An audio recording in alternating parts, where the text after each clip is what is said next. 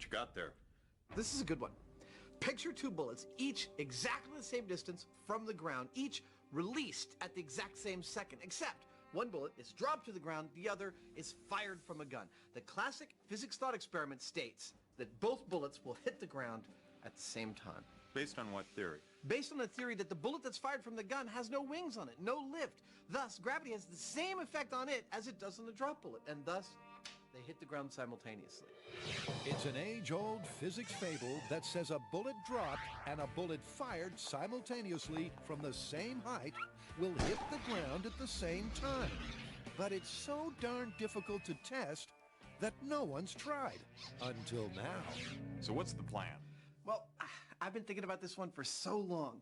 While I have seen this experiment elucidated in textbooks the world over, I don't think that anyone, anywhere, has ever tried it full size, full scale, with real bullets coming out of real guns. That's what we should do. It sounds like it could be kind of tricky, actually. I think we should do some shop experiments before we start using any live rounds. Fair enough, let's start. So before going ballistic with the ballistics, Adam comes up with a more simple way to put that textbook theory to the test.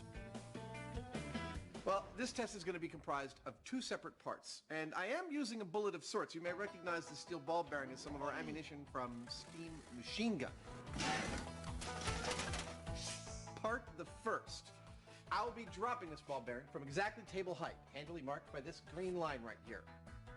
I'll be filming its drop on a high-speed camera and counting how long it takes to get to the ground. Part the second. I'll be shooting this ball bearing from my little pinball shooter here, which I've marked out to be really accurate every time I shoot it, and I'm going to fire it across the same grid and measure how long it takes to reach the floor on the same high-speed camera. If this myth is true, those two times should be identical. Okay, here we go. This is the drop from table height. In 3, 2, 1. Pretty simple. Couldn't be simpler, but there's a lot more to this test than meets the eye. Counting the frames of the high-speed shot, the marble took exactly 201 frames to get from my hand to the ground. And because we were filming at 500 frames per second, each frame is 2 milliseconds, which means that the total travel was 402 milliseconds. Or for those of you who love fractions, and come on, who doesn't? 4.02 tenths of a second. So 402's the benchmark. Now, how will the fired ball stack up? High speed ready? Time for some pinball wizardry. Here we go. Pinball shooter in 3, 2, 1. And the results are flipping fabulous. What do you got? It's actually pretty cool. When I drop the ball from table height, it takes 402 milliseconds to reach the ground. When I shoot it from this pinball shooter, 410 milliseconds to reach the ground. It's 0.8% difference. That's pretty much identical. With less than 1% difference, that's a pretty powerful result, and a provisional thumbs up for the myth. Bullet dropped versus fired. In 3, 2, 1.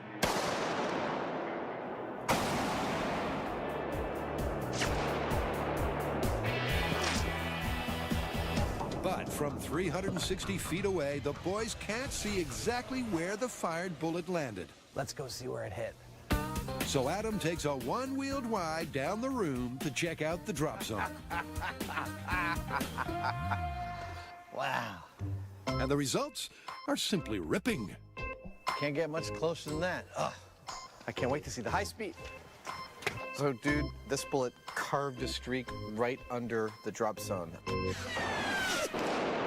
I think this might be the shot we've been looking for. In real time, it's impossible to tell what happened.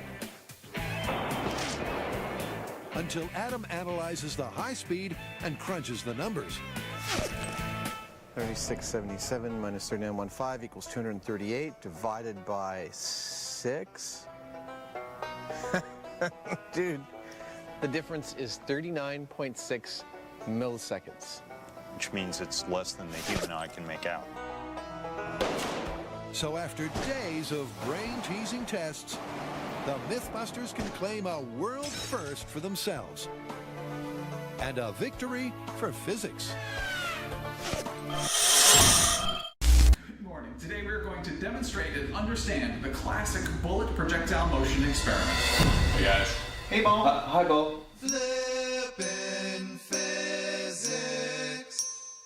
Bobby, could you please read the problem? One bullet is fired horizontally and simultaneously a second bullet is dropped from the same height.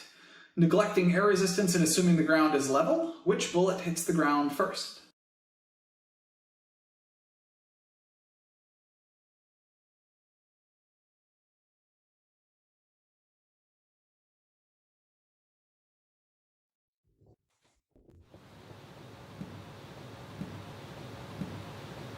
As you can see from the video, rather than using bullets, we are going to use a lacrosse ball, which will yield the same results and will cost a lot less money.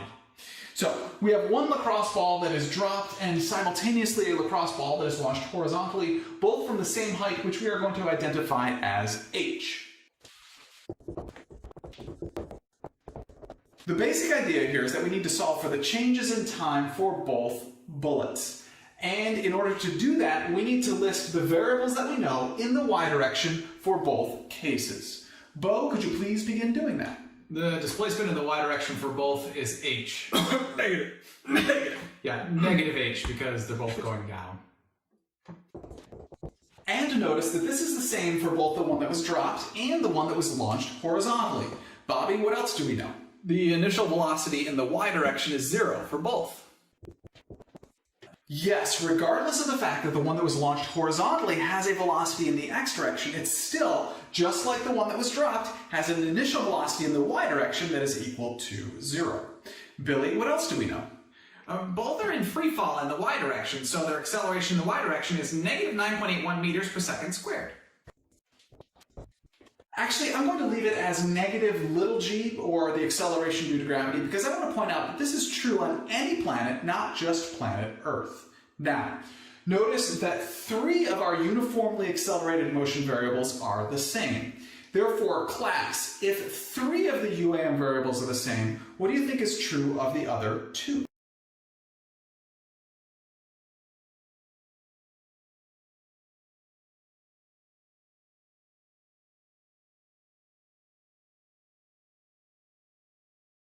They are the same. Yeah, the same.